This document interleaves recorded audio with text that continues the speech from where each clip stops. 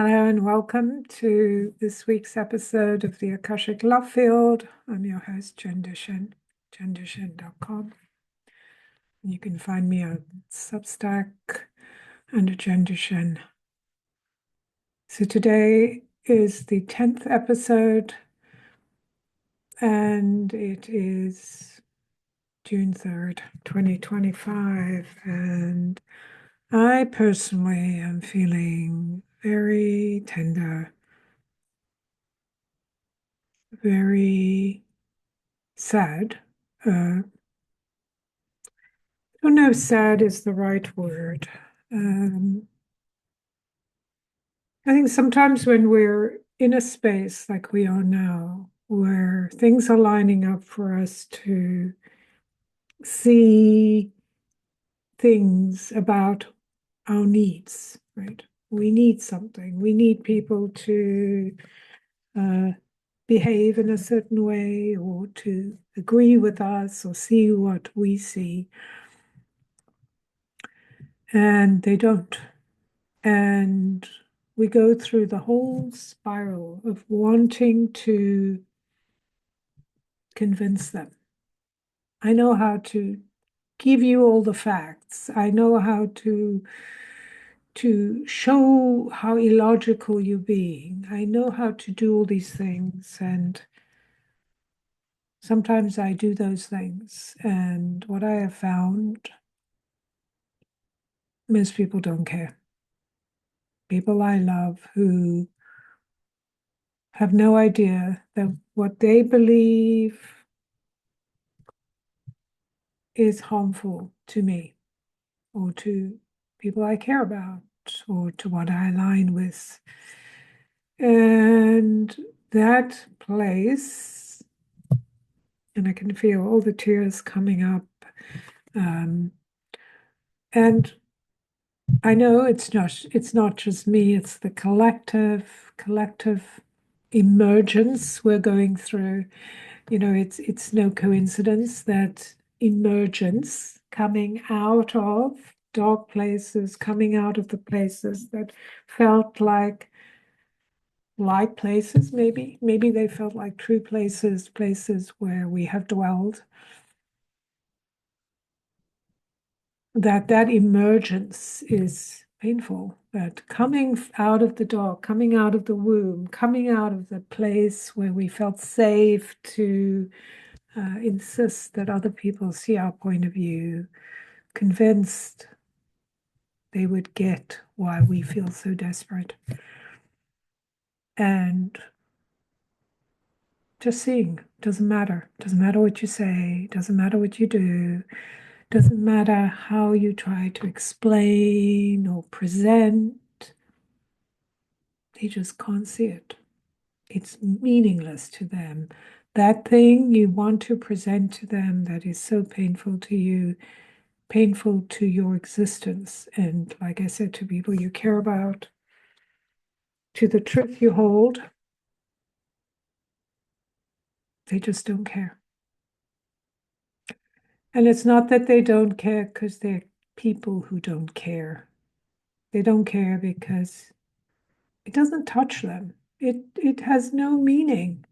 The thing that could be very painful to you, very true to you, has absolutely no meaning to them. And therefore, not only can they not relate to it, but they don't want to relate to it because that would mean they would have to give up things that they hold to be true, things they hold close to them that they really believe are true.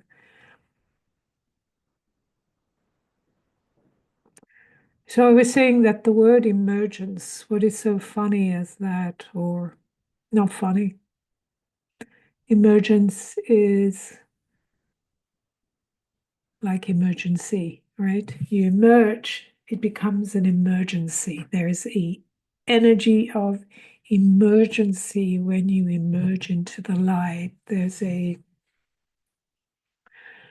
And when I talk about emerging into the light, I'm saying here we are in a certain bubble of belief, of truth, of being, and suddenly we push through this dark tunnel and we find ourselves somewhere else, right? And so we've moved out of the dark. We're obviously in a place that is lighter than we have been. And it is not the light. Sometimes I think those spiritual ideas that we have these words that we use that get used so much, it's like it loses its meaning. And, it's not just people that can be abused, it's words that get abused too. And in the space of recognizing, oh, I'm not where I was, I don't feel that urge to shut other people down, to shove my truth down their throat. I feel sad. I feel sad that you can't see me, right? You can't see what is true for me. And maybe that's because I haven't really explained myself well, or maybe I've been shouting into the wind, and the wind has traveled in a different direction. And I feel surrendered. Maybe that's the birthing process, right? You emerge out into the open and you are surrendered. You're like, I'm not going to convince these people that their behavior creates hurt and possibly death to people I care about.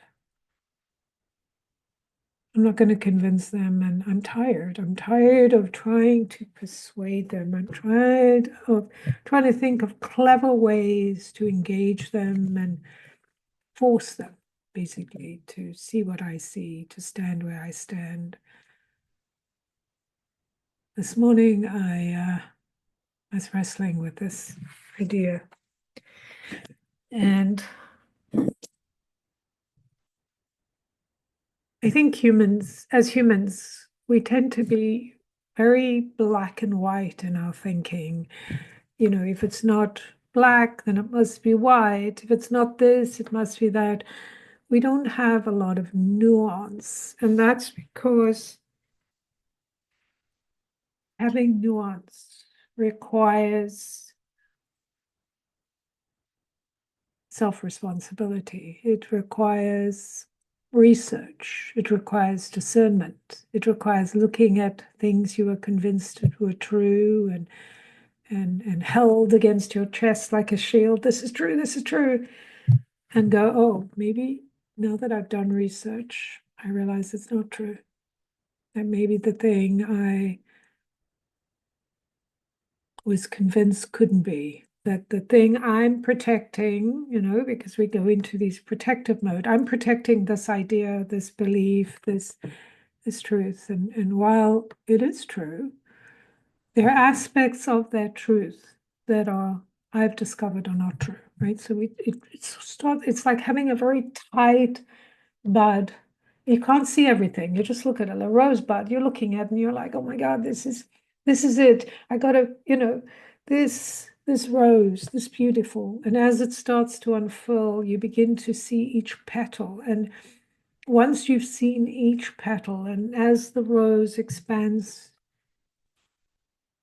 you can't see it the way you did. It's not all tightly filled up, it's all open. And then the rose exudes its perfume, and at some point the petals drop and you're left with the rose hip. And I understand that what I'm saying may be easy if I give an example. I want to talk about my example. I don't want to talk about how I feel right now about the situation, because I think it muddies the water. When you have a situation and I talk about it, your filter of my situation gets in the way of what I'm saying. So, yes. And right now it feels very tender to me. It's something that's I've been living with for a long time, maybe all my life. But now this situation is out in the open, and I know it's out in the open for us all. Not all of us will see it, not all of us will experience it or even be aware of it. That reminder that what is central, core to our being is immaterial to so many others and can be dismissed as overreaction. But all of this comes from a wounding of something that's existed in our field for centuries. And the opposite has existed too, right? The thing that where people don't see it and refuse to see it and hold this ideology of something else. And when I woke up this morning, I realized that those people who have this ideology, they really come from a good place. They're not trying to harm me or harm people I care about. They believe in what they're sharing. They're doing it to save whatever their ideal is. And the irony of this is here I am with my situation that I share with others. And fortunately for me, I'm really on the fringes of it. Oh, I don't know if that's a fortunate or unfortunate. Let me just take that part away. It's not fortunate or unfortunate, it's just the way it is. I can get more involved, I can get less involved. But just where I am right now, it's not necessarily my central uh, focus, but it is impacting me in a very big way. And the irony of this is the people involved and believe what I believe and know and see what I see are very tired. Now must hold these people, the ones who don't see us, the ones who can't see us, the ones who are so righteous. We have to hold them. We have to hold them in love. We have to hold space for their not seeing. We have to surrender all of the wanting to get people to notice.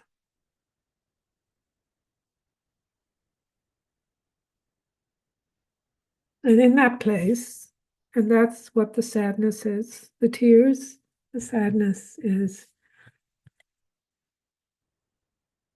and the softness is to surrender all of this, to surrender it because I don't have the answer. I can hold them in love. I can speak my truth out to the world, and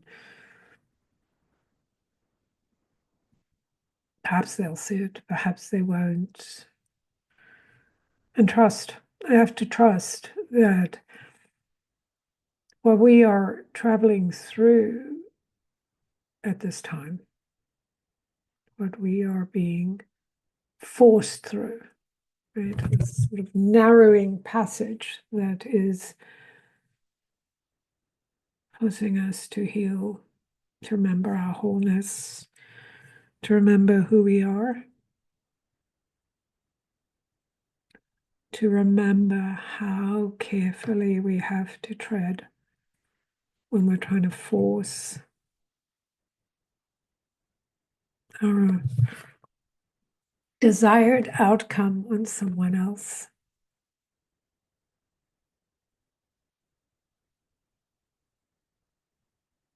for me, going through this period of time, I think I have mentioned, I've waited for centuries to be here, to come here. And,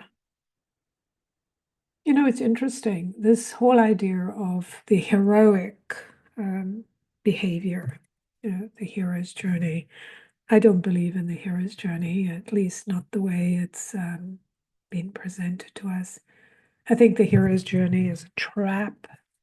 It's an ideology that demands that the chosen one, the hero, um, must go and retrieve something dangerous or change somebody's mind uh, because everyone else is counting on them. I don't think we can do that to others. We have done it. We put a lot of pressure on each other to believe the same things, to see what we see.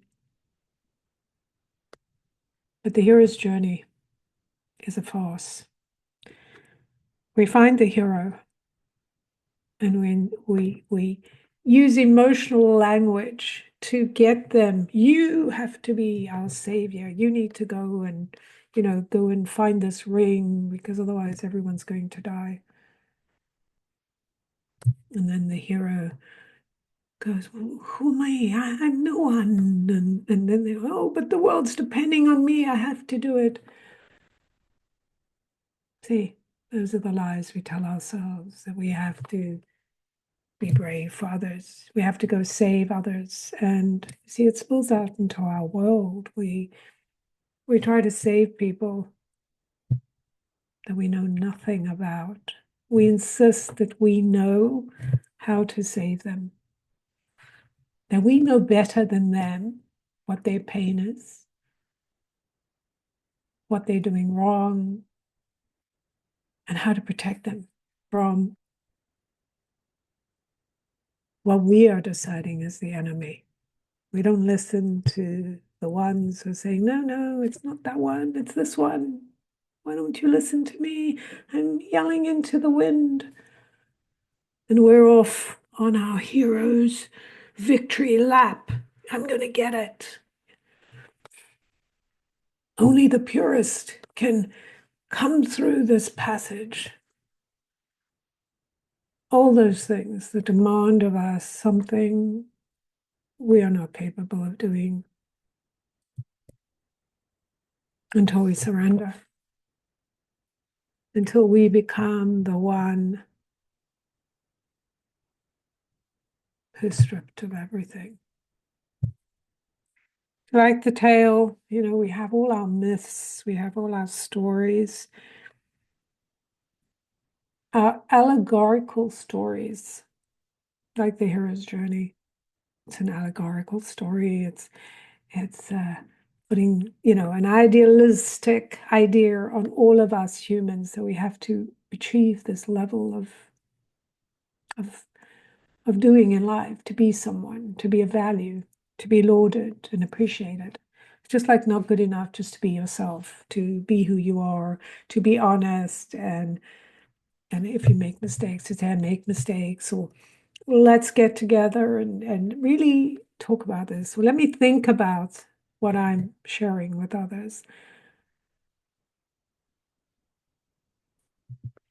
Let me think about what I'm saying. Maybe I should ask people who actually know about this subject before I go tell them what to do.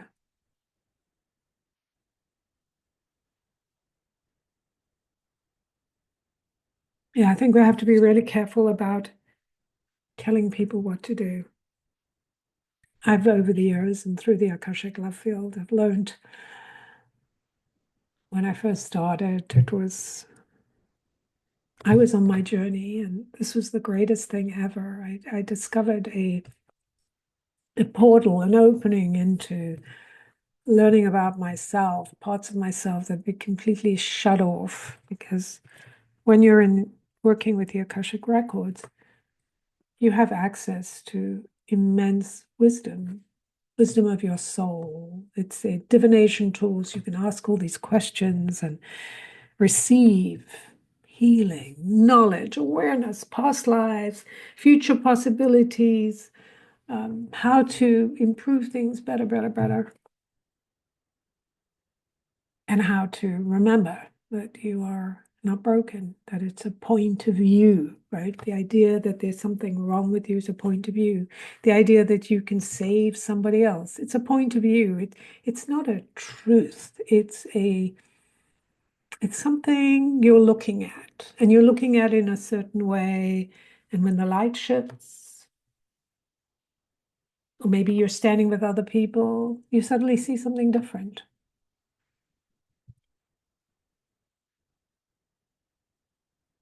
It reminds me of this. Oh, yes. So I was saying when I was starting on my Akashic journey, it was amazing.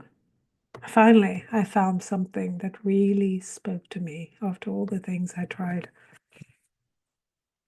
This was the best thing, right? It was revelatory. Like, oh my God, yes, this is true. This is true to me. This information sees me, knows me, the Akashic field welcomes me. I feel the love. I feel the safety in being loved for who I am, not because of anything I've done, not because of anything I have, not because of anything I know, but just being me, a soul in a bumbling body with my awkward emotions and stories. And I thought, this is it. This is the solution for everyone. I know because I've experienced it that this is the way. And then after a while, I realized that this was my way. And I certainly am very good at what I do. And yes, I can help people who are drawn to work with me. And I do. People tell me I change their lives through the channel that comes through me, the point of view that they receive after through the process. And I realized that this answer is not for everyone. It's for me and for those that come, or maybe other people who do what I do or similar.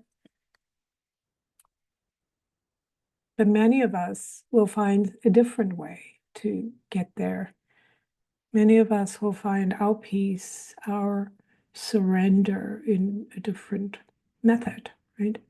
And some of us will never find it. Not because we're not looking. Some of us are looking and we keep looking, but we're in a hurry to find it, so it never finds us because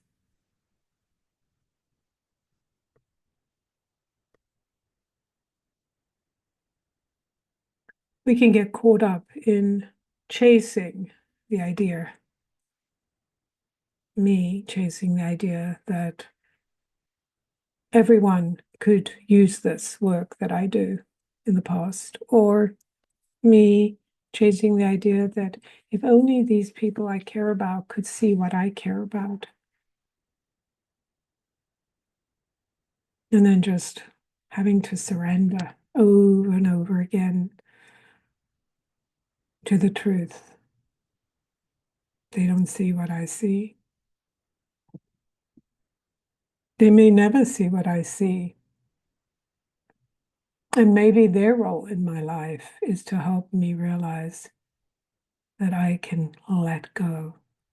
I can let go of holding on to this idea that someday, maybe, they will see what I see. Someday they will understand. Just let it go because it doesn't matter. If they can't see what needs to be seen, according to me, needs to be seen. And of course, I have access to the Akashic records, to the Akashic love field. So I have access to what we might call wisdom, the wisdom of the human journey, and the challenge of allowing our soul, our self, our inner divinity to drop in and to be human and divine at the same time, which is this is where we are right now. This is one of those places. This is one of those rare, rare times where we can drop into ourselves and anchor into this space, this surrender. And one of our mythological stories we have is Ereshkigal, the story of Ereshkigal. It has many different names, different personalities that basically it's the same story that it's told in different ways. The underworld, the story of the Demeter being dragged down into the underworld by, who was it? Apollo, Jupiter, Pluto, someone, Hades. I think it was Hades or Pluto, dragging the female down into the dark. And there are different variations of this, but when Ereshkigal goes to rescue her sister, this is also the passage of Venus, she has to go through 7 gates.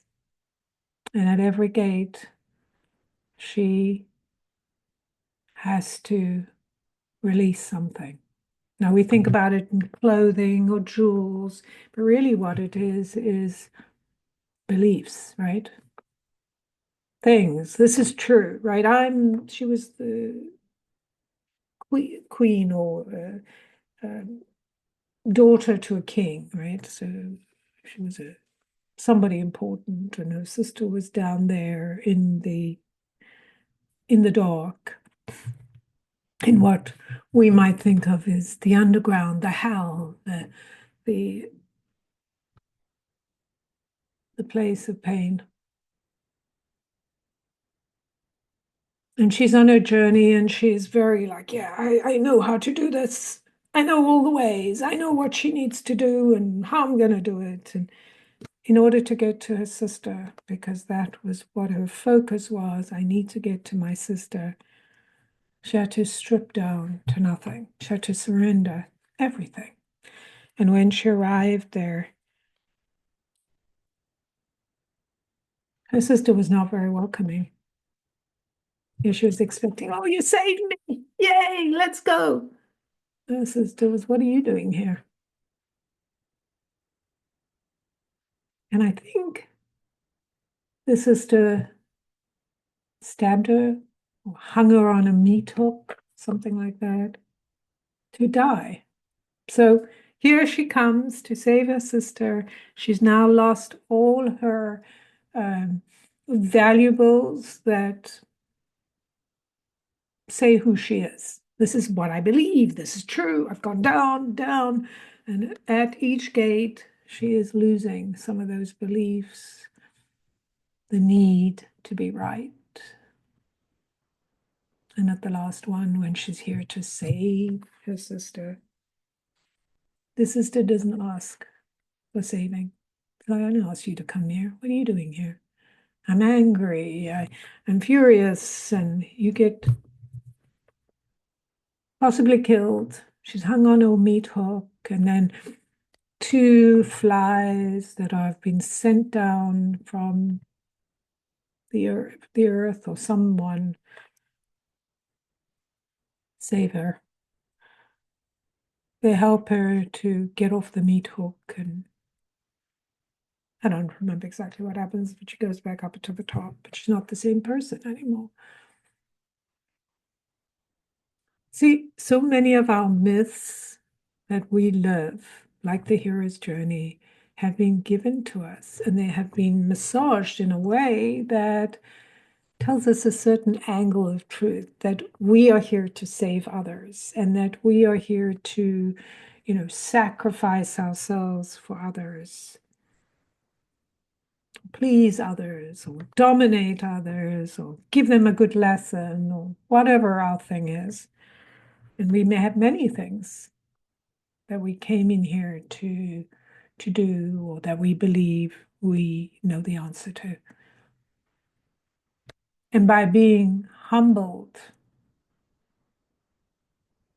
by being forced to surrender everything, every blockade, every thought, every belief, every tactic, every strategy, all laid bare. None of it works. Like that's how I feel today. None of these strategies work. None of them feel like those are things that will somehow solve the problem, will change anything. So all there's left is to surrender, to see that what they require is love. I see them. What they require is compassion. I see that they don't know and that they are not even curious enough to know. They just want to stay hanging there on what they think is truth. They don't give a flying fuck about what I think, what I believe, who's going to be impacted by it. Obviously, if they knew those facts and it sunk in, they might feel differently. At this point, they don't care enough to dig deeper. They like being in the safe well of being around people who agree with them. We all like that. We like to be an echo chamber. We like to listen to our friends or people we admire. And we like to hear them reinforce what we believe. And then we like to go and quote people who may actually have said many different things or meant different things, but we like to cherry pick their quotes and find our sources that are supposedly truthful, reliable. So we can go, see, I got proof here. This, what I'm saying, what I'm doing is true. Therefore, you or the ones I'm looking at do what I say because I'm the savior. And I'm glad I have this opportunity to share this with you because this is how we're being shaped right now through the fire. Shaped by having to look at all the ways that we have, some people call it adaptive behaviors, all the ways we have adapted, all the ways we have found to justify our own beliefs, our own cruelties, our own demands, and sort of sweep away anything that's inconvenient to that, that sort of gets in the way of our idealistic savior complex. I know how to save those people. I know how to save that thing. I know how to, and I got all this proof. I can back it up and, I can do the same, right? We can all do it. We can all come in there and do all that. And at the end of the day, we're just perpetuating that. But now, with this time, we're being forced to look at the things that we have done, those adaptive behaviors, in order to be right, to be surrounded by people who agree with us, to live in an echo chamber, to feel righteous and convinced that our actions will save others or save the world. Our narrow view means something. And mostly it's performative. Sometimes it's genuine. There really are people out there making a huge difference. For those people, there's something about them I've noticed. They don't act righteous.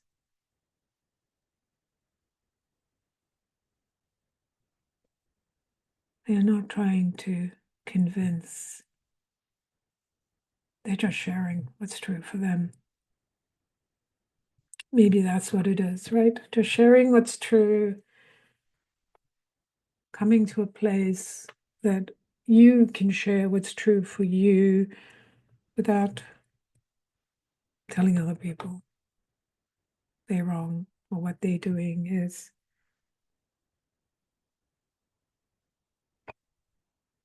wrong. I don't know. It gets very confusing, but at the end of the day, the record keepers, my record keepers have a very good sense of humor. At the end of the day, they they tell me this is the place, the surrendered place, the place where being ourselves, me being who I am, honest about how I feel, or as honest as I can be in every moment, not to convince, not to come from a place of neediness, but to come from a place of truth. This is how it is for me. To come from a place of deep love, because I am loved. And I want to live from that place of love.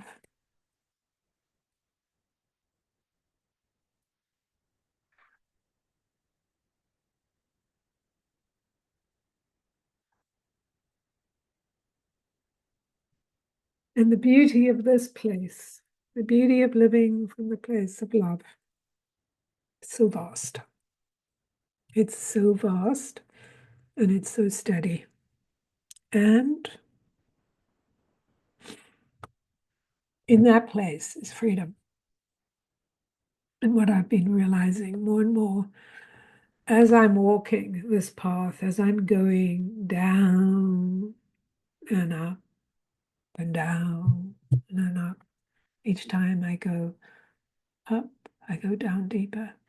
Every time I come out, I come up higher. Becomes like an exercise of depth and travel into awareness. I acclimatize to the change. I see that what the world needs from me is faith in my being who I am, not in my insistence that others be who I want them to be, that others recognize what I want them to recognize, but in this vastness of being me. And the parts of me that have been waiting to come forward to help me move onto this new path we all have to take. Some call it remembering. It's an integration. It's an ownership of our power, our truth, our beingness that doesn't require anything but us to be who we are in every moment. True to ourselves. Not a mouthpiece for others.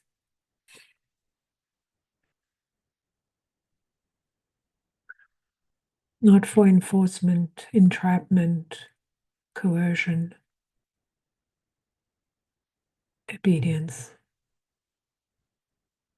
And in that place is so much promise. So much promise. So much possibility of things that have never been touched by us, explored by us, played through by us. And that really is the place we're going to.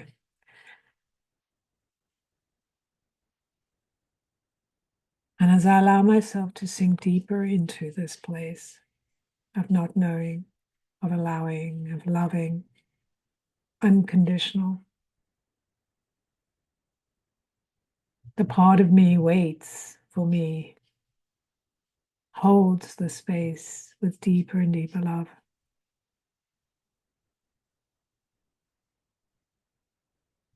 There's a place like that for all of us within ourselves, in the deepness of who we are. So, my lovely, sending you much love. Let me know your thoughts. Next time, I'm going to talk about, in the next episode, I'm going to talk about some of these spaces we are being invited to step into.